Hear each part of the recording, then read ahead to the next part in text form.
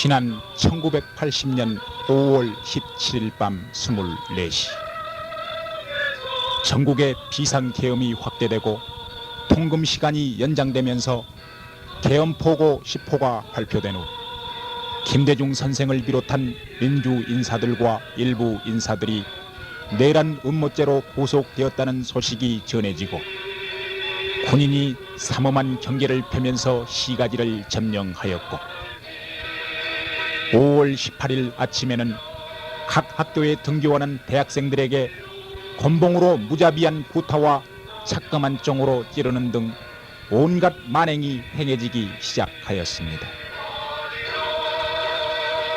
이때에 대학생을 비롯한 시민들은 요원의 불길처럼 김대중 씨 및 민주인사 학생들의 즉각 석방, 구국민주화도정부 수립 등 5, 6개의 민주구호를 외치면서 다시 일어났습니다.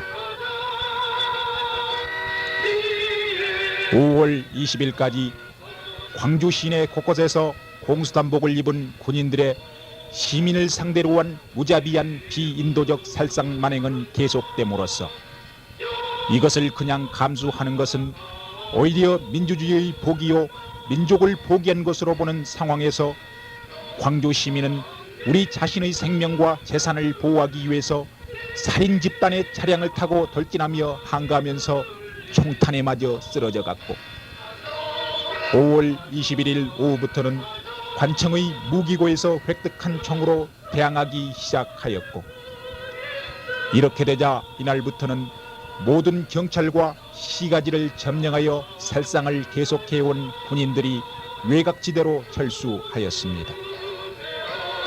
그리고 광주시는 외부와의 교통통신이 완전히 두절된 이방지대로서 무정부 상태가 1980년 5월 27일까지 계속되었습니다.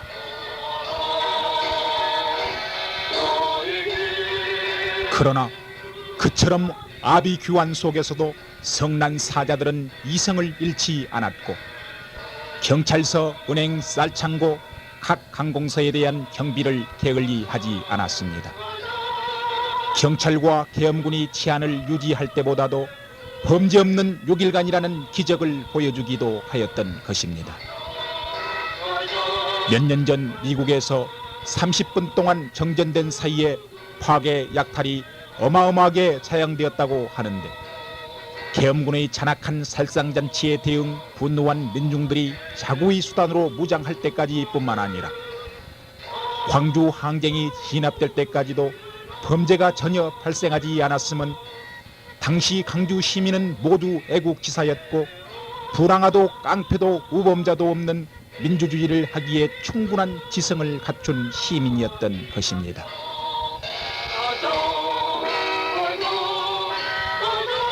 그 위험한 총기가 전혀 다를 줄 모르는 그 누구에게나 주어졌어도 자고의 수단 이외에는 사용하지 않았던 것입니다.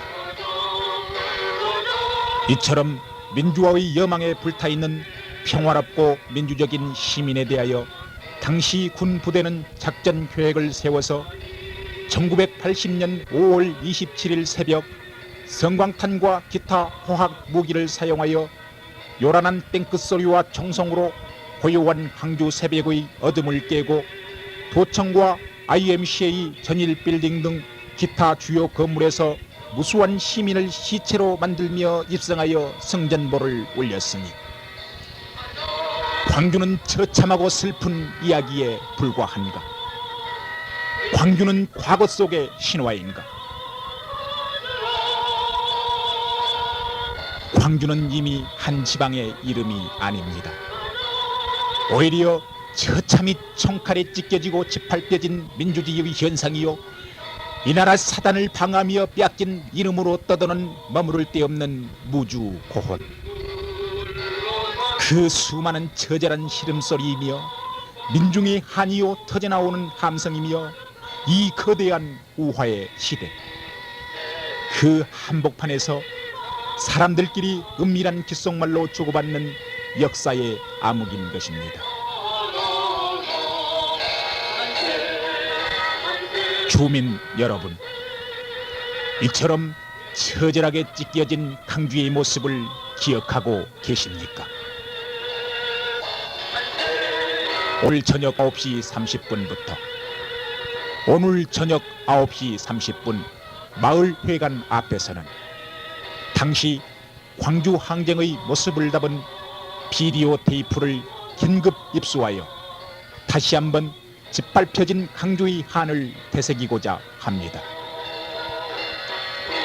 모두 회관 앞으로 나오시어 우리 기억에 아직 잊혀지지 않은 생생한 강주의 모습을 지켜보십시오.